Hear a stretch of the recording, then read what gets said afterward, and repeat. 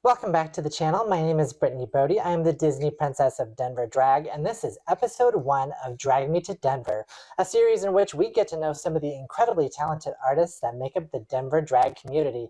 But before we get started, hit that like button, leave a comment, and subscribe to stay notified for when new episodes drop on the channel.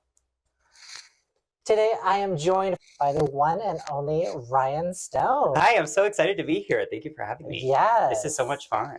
I just love being on camera. You get to be the first guest and hopefully a long line of guests to come in the future. Well, I already warned everybody, so it's first and last. First of all, Ryan Stone, thank you so much for coming onto my show. Of course. As the inaugural guest. To begin with, how would you describe your style of drag? Oh, I mean, I started as a femme queen, and I was trying to fit in for a long time. But now I've developed this more realistic character of who I am, which is punk rock drag demon who is possessed by the spirit of a 100-year-old clown. Work. It's pretty simple, cut and dry. Okay. You know? Yeah. Nothing crazy. You came to Denver in 2019. Yes. And before you came to Denver, you were in New Mexico. I grew up in New Mexico, yeah. And you were in a pageant for the Next Drag Monster. Yes. Tell me about that. And you won this pageant, I did, yes. How did all of this come about? How did this go? Okay, so it started as like rumors in the community that there was going to be the first ever drag super monster pageant in the Southwest area, which was obviously really exciting because that's something that me and my friends really cared a lot about. So I decided, you know what, fuck it. This was happening right before I moved to Denver, so I was like, you know what could go wrong? So I convinced all my friends that it was a crock of shit. I told everybody not to participate. I was like, no, nobody's going to do it. I'm not going to be, nobody's going to be there. And I put together my sickening package. This is so shady. I put together a cute little package, and the only other people who were competing were newer kids. You know what I mean? Okay, come on, veteran. So I basically stole the show. I wouldn't say I rigged it in my favor, but I pulled strings, and I won. And then about a week later, I moved to Denver. So I am the first ever Southwest drag monster. Yes. Pageant queen. And the term drag monster is heavily influenced by Dragula. Yes. I know that you watch a lot of Dragula. Yes. So was there ever a moment that you were watching, because you said that you started out as a femme queen. Yes. Was there ever a moment when you were watching Dragula and you, like, the light bulb went off and you said, this is for me? Like, what was that moment? So actually, Dragula was a bit of a separate entity for me. So I've always been more on the side of like alternative and scary, and I went to school for film before I started doing drag and shit like that. So horror has always been a huge part of my life. And Dragula didn't exactly introduce me to the horror side of drag, but it did kind of show to me that there is worth in that, and it matters. It still can, you know, cause an impact. So my drag before was still a little bit on the alternative side, but seeing Dragula was my first experience in, like, drag artists can do whatever the fuck they want. Drag artists can do anything they want, and it's still very valid, and it can be really fucking cool. And I thought that was really cool. It just opened up a lot of opportunities to, like, do things that don't necessarily follow, like, the rules of other people's drag, and I thought that was really fun. So it did partially inspire me to switch up my character. Absolutely, and totally agree. Drag is for everybody. Yes. One more final Dragula question. Oh. A lot of people have come through the doors of the Boulet Brothers Dragula. Mm-hmm. Which 3 artists would you say inspired your style of drag the most, whether it be makeup, clothes, whatever? Okay, no, that's a fabulous question because I do have a really good answer. Season 2 of Dragula was, as we know, monumental. It still is my favorite season. It was just so much fun. The Thunderdome season. Yes. Yes. It was crazy. It was fucking wild because that was the last time that they were still like no rules. Everybody can just do whatever they want, get hurt. It's fine. So all of my inspirations from Dragula actually all come from season 2. Dolly is my number 1. Dolly is a fabulous gender non-conforming drag performer who does all kinds of really cool stuff. So they were probably my number 1 inspiration for my style. Number 2 is Victoria. Victoria Elizabeth Black is a one of the most hardworking queens I know. She works so fucking hard. She gets really, really, really good stuff out there, and I really admire her ability to commit to a concept and make it absolutely 100% the best it can be. I thought I was so inspired by that. And the last one inspired the ookie kooky spooky alternative weird stuff. That's right, that's Abora.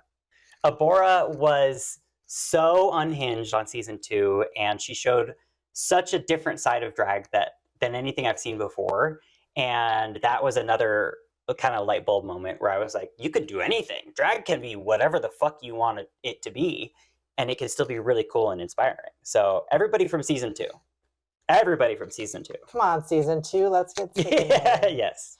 So let's get out of Albuquerque, New Mexico. Okay. You're in Denver now. Yes. You've done all kinds of shows in the years since then. You're currently working on producing a show called Dad Rock. Dad Rock.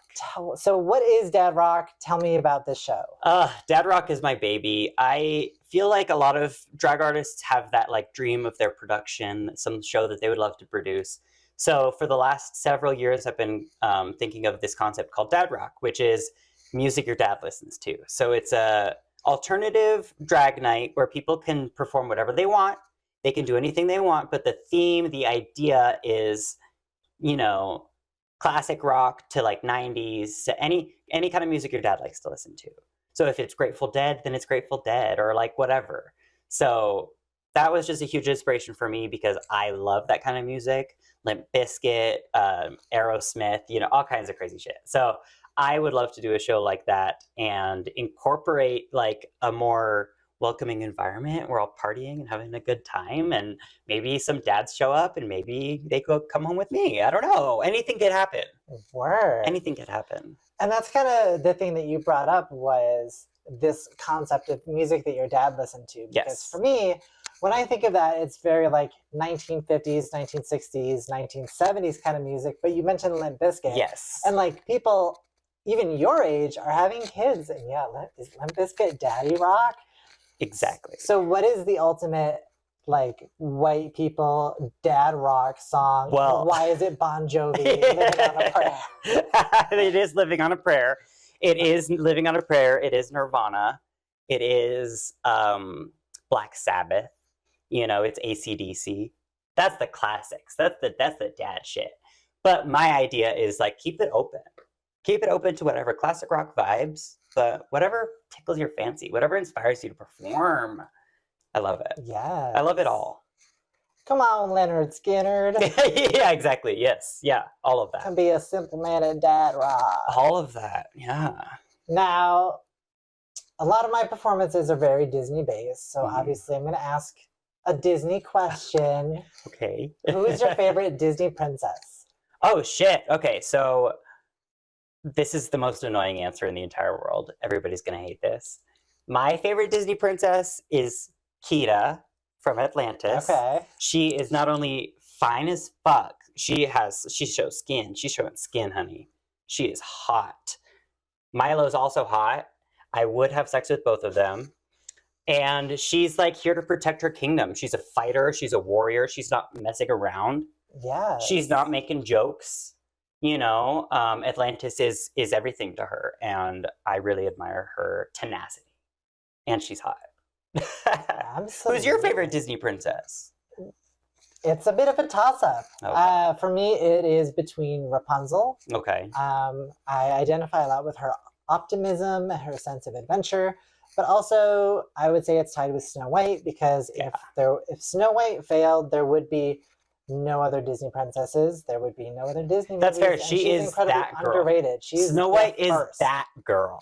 It's the first Disney full-length animated movie ever, and it was a huge deal. Bets on that thing. Yeah, and it worked out. It worked out for them. So congrats to Snow White. Our next stop in this journey is Los Angeles, California.